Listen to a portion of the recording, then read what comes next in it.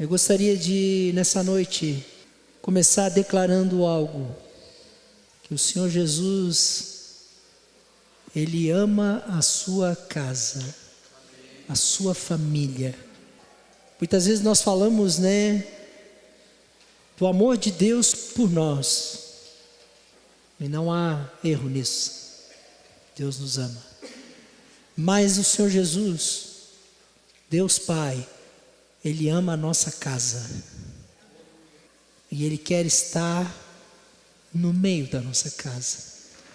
E eu gostaria de apresentar para vocês, na palavra de Deus hoje, compartilhar com vocês isso. Como a presença de Jesus na vida de uma casa, de uma família. Como este Jesus presente, que amou cada um daqueles que fazia parte daquela família, como isso transformou a história. Porque Jesus é aquele que, quando nós damos lugar à presença dEle, Ele vem transformando, queridos. E às vezes, quando Ele começa a botar as coisas em ordem, a gente se assusta. Mas a gente não precisa se assustar. Quero convidar você a abrir a palavra de Deus no Evangelho de João, capítulo 11. Lá nós temos a história de um homem chamado Lázaro. História muito conhecida. Mas muitas vezes nós ignoramos que a história de Lázaro não é só a história de um homem, mas é a história de uma família. De uma família de todo um vilarejo. E do que Jesus representava, do que a presença de Jesus representou para eles. No capítulo 11 nós vemos aqui a história de um irmão, de duas irmãs. Lázaro era irmão de Maria e Marta.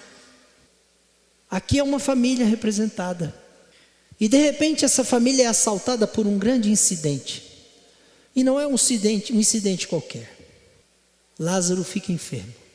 Se você acompanhar a leitura do texto das Sagradas Escrituras, no capítulo 11 do Evangelho de João, do verso 1, começa dizendo: estava enfermo Lázaro de Betânia. Lázaro tinha endereço, Lázaro tinha relacionamentos, Lázaro pertencia à família, ele não era alguém isolado. Diz que Lázaro de Betânia, da aldeia de Maria e de sua irmã Marta. Esta Maria, cujo irmão Lázaro estava enfermo, era a mesma que ungiu com bálsamo o Senhor Jesus. Há um texto, em João 12 fala, em Marcos 14 também, de uma mulher que ungiu os pés, a cabeça e os pés de Jesus com um bálsamo caríssimo. E secou os pés de Jesus com seus cabelos. Lembram desse texto? É esta Maria aqui, que tinha Lázaro como irmão, e diz que lhe enxugou os pés com seus cabelos. No verso 3 diz que mandaram, pois, as irmãs de Lázaro dizer a Jesus: Senhor, está enfermo aquele quem amas. E eu acho isso fantástico, porque o apóstolo João aqui, ele está, por ser conhecido como apóstolo do amor, ele está de novo destacando o amor de Jesus pelas pessoas. E era assim que Maria e Marta viam o Senhor Jesus, aquele que os amava, conheciam Jesus. Jesus era presente em suas vidas. Na verdade, Betânia ficava a aproximadamente 3 quilômetros de Jerusalém. Quantas vezes Jesus esteve ali naquela redondeza de Jerusalém, ameaçado de morte, ele se refugiava em Betânia. Se tornou um lugar de refúgio para ele e os seus discípulos, a casa de Marta, Maria, Lázaro e de Simão, o leproso. Mais outro personagem que aparece aqui. No capítulo 12, verso 1, você vai ver que diz que 6 dias antes da Páscoa foi Jesus para Betânia, onde estava Lázaro, a quem ele ressuscitara dentre os mortos. Deram-lhe, pois, ali uma ceia. Marta servia, sendo Lázaro um dos que estavam com ele à mesa. Marta sempre servindo. Conhece esse trecho? Onde Marta corria de um lado para o outro. Está lá em Lucas 10. e Maria quedava-se aos pés de Jesus. Marta agitada, Marta sempre agitada. E Jesus disse: Marta, Marta, por que você anda assim, filha? Maria escolheu a melhor parte, estar diante de mim na minha presença, desfrutar da minha presença. Há um contexto aqui familiar, queridos. Há uma casa aqui. E é interessante que elas estavam onde, né? Então Maria, tomando uma libra de bálsamo de nardo puro, muito precioso, ungiu os pés de Jesus e os enxugou com seus cabelos. E encheu-se toda a casa de bálsamo. Isso aconteceu na casa de Simão o leproso. Nós não sabemos bem se Simão era marido de Marta ou era pai dos três. Não temos certeza disso historicamente. Mas sabemos que ele era parte da família também. E ele era conhecido como Simão o leproso. Agora eu pergunto para você: você acredita que Jesus, fazendo parte desta casa, Simão ainda era leproso? Ele era conhecido pelo seu histórico de lepra, mas eu tenho no meu coração essa grande certeza de que aquela casa foi inundada pelo poder de Jesus. E Simão, o leproso, tornou-se este homem são, curado pela presença de Jesus. Vamos voltar para o capítulo 11. Elas mandam alguém dizer a Jesus: Senhor, está enfermo aquele a quem amas. E no verso 4, Jesus, ao receber a notícia, ele declara assim: esta enfermidade não é para a morte, e sim para a glória de Deus, a fim de que o Filho de Deus seja glorificado. Já vimos os personagens dessa família. Agora vemos o Senhor Jesus recebendo uma notícia de que o seu amigo Lázaro, a quem ele amava, estava enfermo. Nós vemos textos da palavra de Deus onde Jesus simplesmente dando uma ordem, a pessoa era curada à distância, como foi no caso da filha do centurião. Mas aqui agora Deus tem um outro plano maior com esta família. Esta família é assaltada sim pela enfermidade. E aqui ocorre um milagre no meio desta família, que vai além da cura de Simão o leproso, que vai além de qualquer outro milagre que Jesus tenha feito. Se você for ler os evangelhos, Jesus curou os cegos, paralíticos, pessoas enfermas, lunáticos, pessoas com problemas psicológicos, possessos de espíritos malignos, ele libertou. Jesus fez coisas tremendas. Mas é no meio desta casa que acontece o maior milagre que nós temos descrito na palavra de Deus. Jesus ressuscita Lázaro. Essa família pôde ver um poder que Jesus tem que nenhum outro homem tem: o de dar vida, o de ressuscitar dos mortos. Deus tinha um propósito aqui. É um milagre. Quando o evangelho de João foi escrito, João tinha um propósito com esse evangelho. Se você abrir lá em João 20, no capítulo 20, verso 30 e 31, João escreve assim: o objetivo desse evangelho: na verdade, fez Jesus diante dos discípulos muitos outros sinais que não estão escritos neste livro.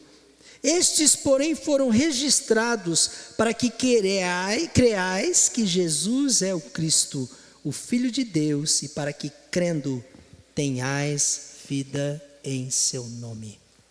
Há uma vida, queridos, que a presença de Jesus transmite, que o Espírito de Cristo transmite, uma vida que vai além da vida natural, uma vida que vem da própria essência do Logos de Deus, o Criador, aquele que tem poder de trazer à existência qualquer coisa. E Jesus, ele divide deste poder e desta vida conosco. E aqui nós vemos acontecer isso. Mas eu queria fazer destaque aqui a alguns acontecimentos no meio dessa casa. Primeiro, uma notícia ruim. Já recebeu notícia ruim? Eu já recebi. De repente você vai no médico, o médico diz assim: você tem um nódulo no pulmão. Mas calma, vamos acompanhar. Você tem uma enfermidade, ela não tem cura. Mas tem que aprender a conviver com ela. E às vezes as notícias que vêm não são boas. E talvez Marta e Maria e o próprio Lázaro, tão chegados a Jesus, aqueles a quem Jesus e os seus discípulos frequentavam a casa, talvez se perguntassem como isso foi nos atingir. Você já se perguntou como isso foi nos atingir? É difícil, sabe, queridos, dar resposta às questões do mal e do sofrimento. Não é fácil. Tanto o mal na área moral, né, com a maldade que se multiplica, como o mal natural, né? O mal natural é uma catástrofe, uma enchente. Muitas vezes é difícil para nós lidar com isso. Mas uma coisa é certa, nós podemos aprender aqui nesse texto, que quando Jesus está presente, a vida dele define os nossos destinos. A vida dele se mistura à nossa. A vida que vem dele nos traz segurança, independente das circunstâncias. E nós podemos confiar nele. Nós vemos isso aqui. Isso não nos exime da dor. E não é porque eu sou um cristão zeloso, assíduo ou não, que o mal vai deixar de me atingir. Percebe? Mas a palavra de Deus diz que Deus, ele é presente nos dias maus. E que nos dias maus nós podemos confiar que é a presença dele quem vai estar nos conduzindo em todo este deserto ou em todo este processo. Você crê nisso? Tenho aprendido a crer nisso. Tenho aprendido a crer. Tenho aprendido a confiar nele. Uma afirmação que me chama muita atenção aqui nesse texto é essa do verso 4, onde Jesus ele já começa dizendo: esta enfermidade não é para a morte. Mas como Lázaro morreu? O próprio Senhor Jesus declara mais adiante: Lázaro dorme, adormeceu. Se referindo, né, a uma morte física. Jesus ainda se demora 2 dias para sair da onde ele estava. E aonde ele estava era caminho de mais ou menos mais um dia. Então, entre a chegada do rapaz com a notícia, 2 dias que Jesus fica lá, e mais, né, um dia para Jesus e os discípulos voltarem para aquele lugar, 4 dias. E é muito interessante, quando Jesus chega lá, Lázaro já está morto 4 dias. Então, possivelmente, quando o rapaz veio trazer o recado de que Lázaro já havia morrido. E Jesus sabia. Ele diz: Lázaro dorme. Verso 11, o Senhor Jesus afirma: isto dizia, ele lhes acrescentou: nosso amigo Lázaro adormeceu, mas vou para despertá-lo. Fantástico isso. Você consegue imaginar alguém divino, com todo o poder, em toda a sua glória, lhe chamar de minha amiga? Meu amigo Marcelo? É assim que Jesus nos trata. Já não vos chamo servos, vos chamo amigos. Isso é relacionamento, queridos. O nosso conceito de amizade muitas vezes está ligado àquilo que a gente experimenta aqui no mundo, não é verdade? E não entendemos a profundidade dessa palavra. O que Jesus está falando aqui é de alguém íntimo, com quem ele havia partilhado o seu tempo, dias, horas, minutos, junto com Lázaro. Comido à mesa, dado boas risadas e conversado. Você acha que Jesus não ria? Nós muitas vezes olhamos, né, para o Jesus da Bíblia e achamos que ele é um andarilho profeta fazendo milagres por aí. E perdemos de vista esse lado de Jesus, onde ele está presente na vida de famílias e de pessoas. Jesus ama a sua família. Jesus ama a sua casa. E ele continua vivo. Nós precisamos aprender a valorizar a presença dele. Às vezes nós trazemos tanto lixo para dentro da nossa casa, queridos. E às vezes nós vivemos tantas dores, mas Jesus tem poder de transformar as circunstâncias. E é isso que nós vemos aqui. Jesus, ele agora está indo na direção do seu amigo. E nós temos algumas reações aqui que eu queria destacar, que me chamam muita atenção. Algumas reações às dificuldades. Primeiro, a reação de Tomé. Conhece o tal do Tomé? O homem das dúvidas, o discípulo das dúvidas. Está ele aqui de novo, verso 16. Tomé, chamado Dídimo, disse aos seus condiscípulos: vamos também nós para morrermos com ele? Porque quando Jesus resolve voltar a Betânia, havia um risco de vida. Jesus, ele já estava sendo ameaçado de morte. E esta foi a última Páscoa dele. No verso 1 do capítulo 12, nós vemos Jesus celebrando a sua última Páscoa, ali em Betânia, naquela casa, naquela família. E agora, Tomé está dizendo: ixi, estamos lascados. O homem resolveu ir para lá, nós vamos dançar junto. Às vezes a gente diz assim: é fria, estou fora. São reações, na verdade, da nossa alma, do nosso coração. Quando Jesus chega lá, verso 20, Marta, ao saber que Jesus vinha já no caminho, ela sai correndo ao seu encontro. Uma outra reação, a reação de Marta. Maria, porém, ficou sentada em casa, possivelmente chorando. O texto mais adiante fala que tentavam consolá-la, que ela chorava a perda do irmão. Maria, isso consternou muito ela. Isso é do homem, é de nós. A pior coisa que tem, queridos, é nós negarmos o que está no nosso coração. Porque Jesus conhece o que está no nosso coração. Jesus conhece e amava a Marta, que saiu correndo atrás dele, já se antecipando e chegando nele, dizendo: Senhor, verso 20, se estiveras aqui, não teria morrido meu irmão. Jesus, por que o Senhor chegou tarde? Por que o Senhor se atrasou? Senhor, se o Senhor estivesse aqui, Lázaro não teria morrido. Marta cria, confiava e sabia que Jesus tinha poder para curar o seu irmão. Mas parece que Jesus estava atrasado, né? Deu um atraso aí. Mas não, nós vemos Jesus dizendo que aquela enfermidade seria para manifestar a glória de Deus. Jesus sabia o que estava fazendo. E eu quero afirmar aqui para você, e para o meu coração também: Jesus sabe o que está fazendo, queridos. Ele ama a sua casa. Ele não está atrasado. Creia que Ele não está atrasado. Alguma coisa Ele está tratando com a gente, querendo nos ensinar, manifestar a sua glória. Porque a glória da casa de Deus, queridos, aquilo que Deus levanta, aquilo que Deus faz, aquilo que Deus opera no nosso meio, é muito maior do que a glória de qualquer obra humana. E às vezes nós queremos ter o controle das coisas, essa é a verdade.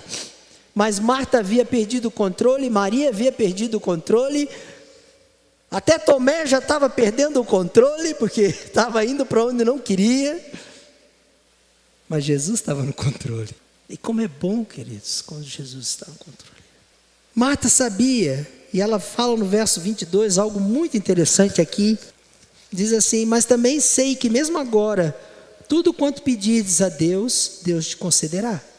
E aí Jesus diz para Marta: teu irmão há de ressurgir.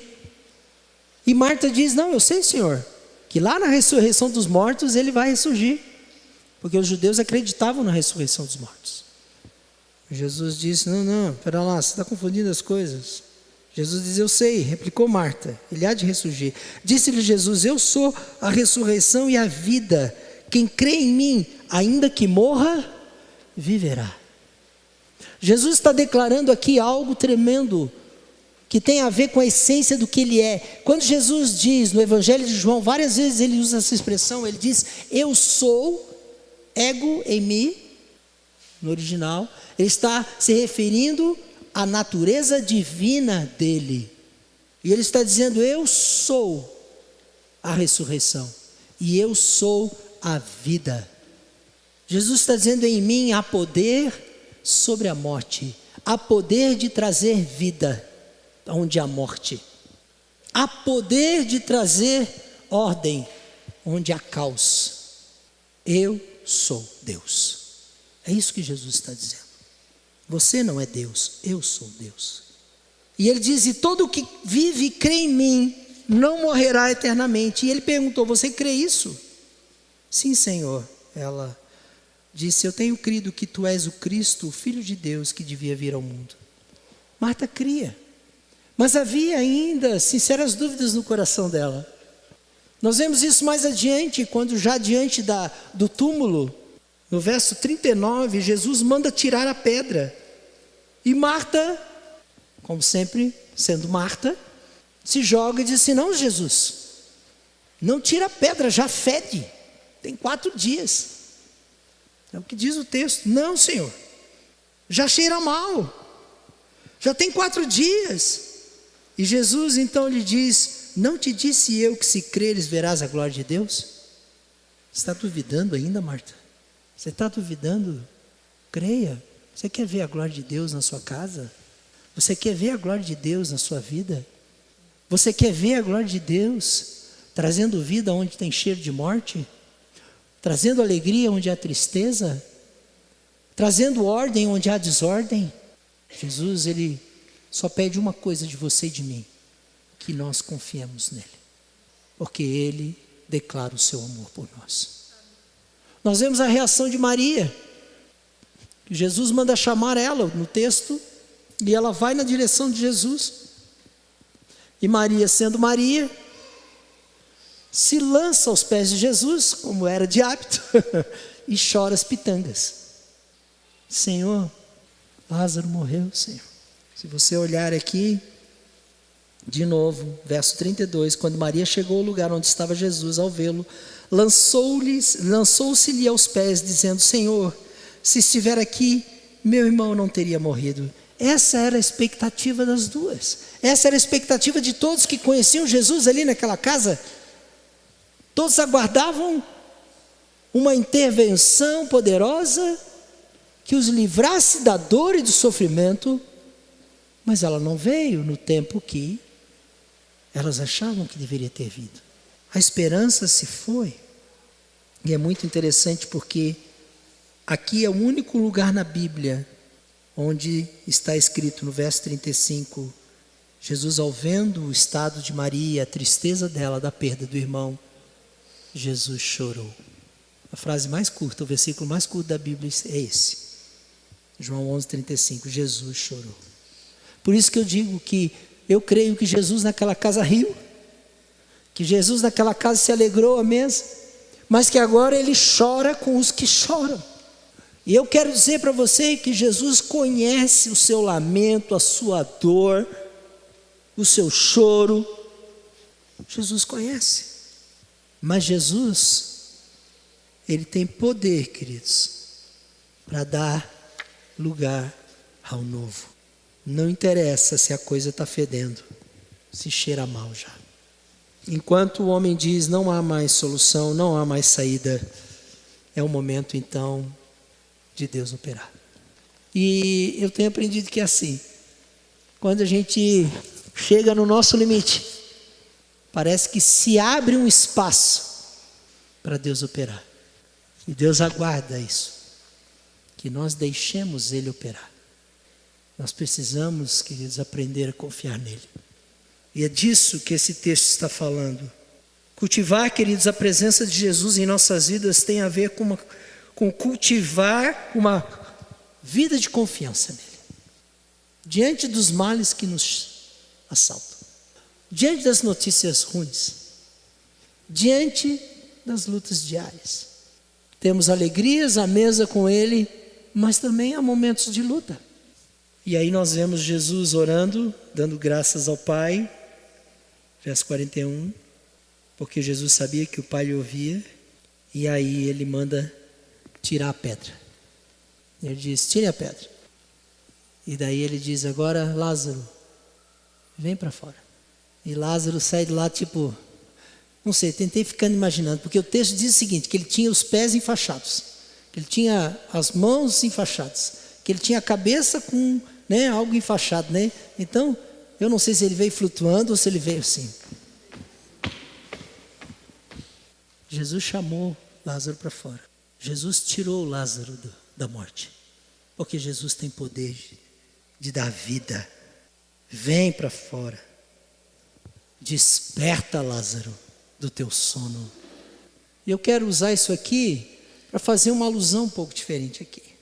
Deus, o Senhor Jesus, nessa noite eu creio que Ele está falando conosco e dizendo assim: ô cara, desperta, vem para fora, sai dessa caverna, desse lugar de morte, vem para fora.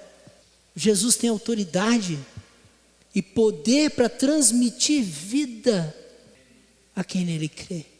E talvez, se nós atendemos ao chamado, né, ainda a gente saia meio troncho de lá, que nem Lázaro, meio atado.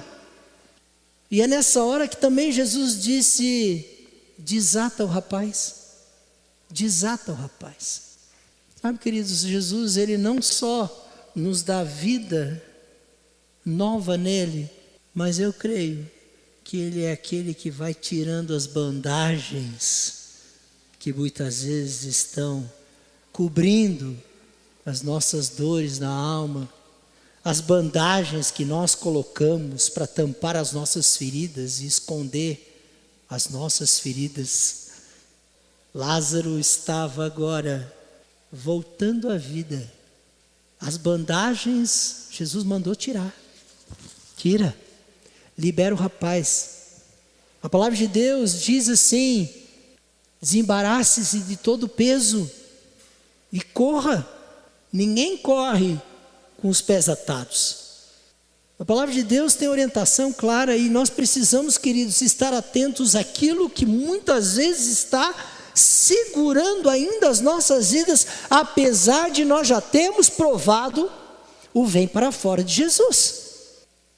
Eu tenho orado, eu tenho dito aqui, 2 domingos eu declarei isso, eu vou continuar declarando. Eu tenho dito: Senhor, destrava as nossas vidas.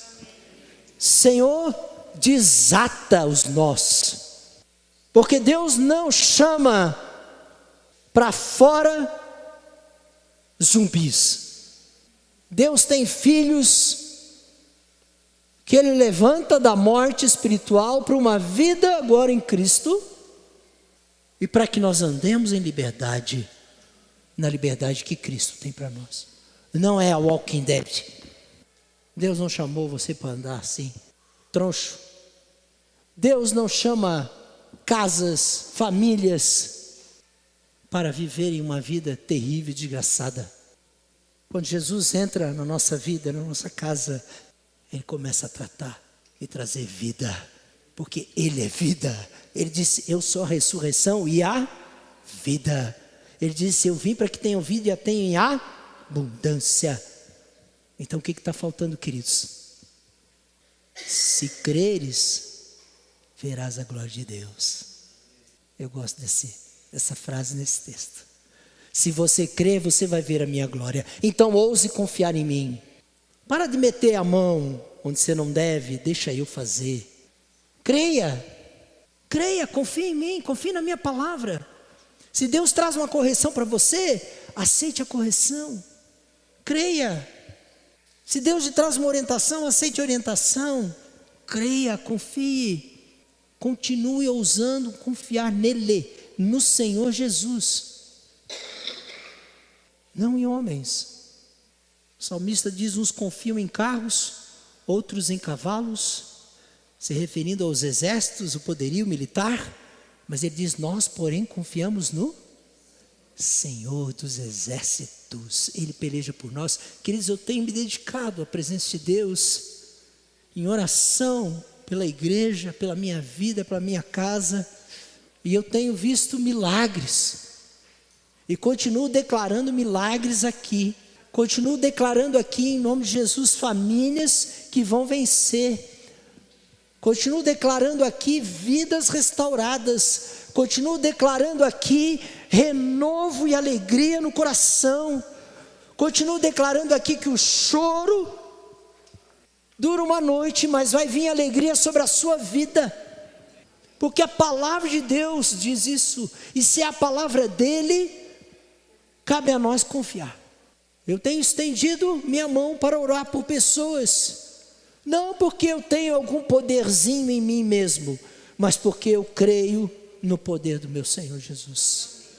E Ele vai fazer a obra. É Ele que ama, é Ele que faz, é nele que eu espero. Deus, nessa noite, queridos, Ele nos chama a sairmos da nossa caverna. Ele nos chama para fora, queridos. Ele nos chama para fora das nossas dores, das nossas ansiedades, dos nossos medos. O Senhor Jesus está dizendo: vem para fora, sai daí. Ele tem este poder de fazer isso na sua vida. Eu tinha uma sentença sobre a minha vida, de uma enfermidade que não tem cura. Eu estou cada vez melhor dela. Estou cada vez melhor dela. Esses dias ela me assaltou de noite. Sabe o que eu fiz? Eu disse: Senhor, em nome de Jesus, eu continuo confiando em Ti. No outro dia eu estava na academia, 7:30 da manhã. Passei a noite, dormi mal. Mas eu disse: eu vou, Senhor, porque eu confio na Tua vitória na minha vida. Isso não é triunfalismo não, queridos, é exercício da minha fé. E eu fui para a academia. E eu voltei para a academia, não tive mais nada. Às vezes a gente fica lambendo as feridas. Eu podia dizer: não vou porque passei mal. O exercício da nossa confiança no Senhor Jesus, queridos, promove a glória de Deus na nossa casa. Se creres, verás a minha glória. E Deus quer manifestar a glória dele na nossa casa. Começa ali. Deus quer manifestar a glória dele na nossa vida. Deus quer manifestar a glória dele, e não é só para nós. Sabe por quê? Para finalizar essa exposição bíblica. Capítulo 12 de João, verso 9, diz assim: soube numerosa multidão dos judeus que Jesus estava ali, e lá foram não só por causa dele, mas também para verem Lázaro. Porque agora Lázaro é manifestação da glória e do poder de Jesus. Deus nos chama para sermos estes que testificam a glória dele pela obra que ele fez na nossa vida. E sereis minhas testemunhas. As pessoas foram lá e dizem: pô, cara, é tu mesmo? Ô Lázaro, meu Deus, cara, você estava morto. Conta essa, como é que é esse negócio, cara? Fantástico isso, não? Sabe, queridos, aquelas pequenas coisas que Deus está fazendo na sua vida, ou que vai fazer, porque se não fez ainda, se você confiar nele, se você trazer a presença dele para a sua vida e para a sua casa, você vai poder testificar do poder dele. Eu vejo Deus, queridos, às vezes a gente luta, eu vejo Deus abrindo vaga de emprego que não tinha para o irmão, que não acreditou e não se inscreveu, e Deus vai atrás dele e diz: ó, estou abrindo uma vaga para ti. Perdeu o prazo, não é, Marquinhos? Desculpa aqui. Nós orando, jejuando, buscando Deus. Deus faz coisas do arco da velha, rapaz, na nossa vida. Converse com o Marquinhos, ele vai dar um testemunho da vida dele para você. Tem testemunhos de vida, de florescimento, de movimento de Deus nessa igreja. Só que nós estamos tudo quietinho. Mas as pessoas aí fora precisam tocar em Lázaro. Elas foram por causa de Jesus, mas elas foram também para ver o que Jesus fez na vida de Lázaro, na vida daquela família. Eu creio, queridos. Agora eu pergunto para você: você crê? Vou falar com esse amém, né? Você crê? Mesmo? Se você crê, você vai ver a glória de Deus. Você vai ver a glória de Deus. Quero convidar você a ficar de pé. Não duvide da presença de Deus. Não duvide do amor de Deus pela sua casa e pela sua família. Não duvide do que Jesus pode fazer. Até pneu furado, né, tia Nilce? Depois conversa com ela, ela deu um testemunho fantástico essa semana. Até pneu furado é para a glória de Deus. Prejuízo no carro que Deus usa depois para a glória dele. Queridos, quando nós entregamos a nossa vida para Jesus, ele agora tem o governo. Então nada é por acaso. é jesuscidência. E a palavra de Deus em Romanos 8 diz que todas as coisas cooperam para o bem daqueles que amam a Deus, os quais são chamados segundo o seu propósito. Então, se você tem colocado a sua vida nas mãos dele, confiado, se você o ama, se você tem declarado isso, se você tem buscado a presença do Senhor Jesus, tem cultivado a presença de Jesus na sua casa, na sua vida, pode ter certeza que Ele está presente. E que aquele mal, mesmo o mal que te atingiu, Deus vai fazer operar em teu favor. É disso que esse texto está falando. Mesmo as lutas do dia a dia, Deus vai fazer com que elas operem em teu favor. Mas nós precisamos crer. Nós somos o povo que crê, que vivemos pela fé no Senhor Jesus. Nada mais Deus nos pede. Amém? Quero convidar você. Vamos cantar esse cântico. Enquanto cantamos esse cântico, quero convidar você a renovar diante do Senhor agora, em oração, a sua confiança nele. Talvez existam coisas no seu coração, como Marta tinha e Maria tinha. Talvez a coisa está turbulenta, há dores, há impossíveis. Os meus impossíveis eu tenho colocado diante do Senhor no meu tempo de jejum e oração, e eu tenho dito: Senhor Deus, são impossíveis para mim. Eu olho como homem e não vejo saída, mas eu declaro que Tu tens poder e a Ti pertencem os impossíveis. E é isso que precisa sair da nossa boca, queridos. Não é murmuração, não é reclamação. Murmuração é incredulidade. Murmuração, reclamação é fruto de incredulidade. O povo de Israel ficou no deserto porque murmurava. Precisamos renovar o que sai da nossa boca. E o que sai da nossa boca precisa ser esta proclamação diante do Senhor, ainda que com choro, ainda que com lamento do nosso coração, mas declarando: Senhor, eu estou aqui quedado aos teus pés como Maria, trazendo o meu coração enfermo, trazendo a amargura que me prende, trazendo, Senhor, esta falta de perspectiva e de esperança. Eu não sei o que está no teu coração essa noite, mas o Senhor te visita. E nessa noite, se você ousar crer, se você ousar crer, o Senhor vai fazer o impossível na tua vida. Ouse crer.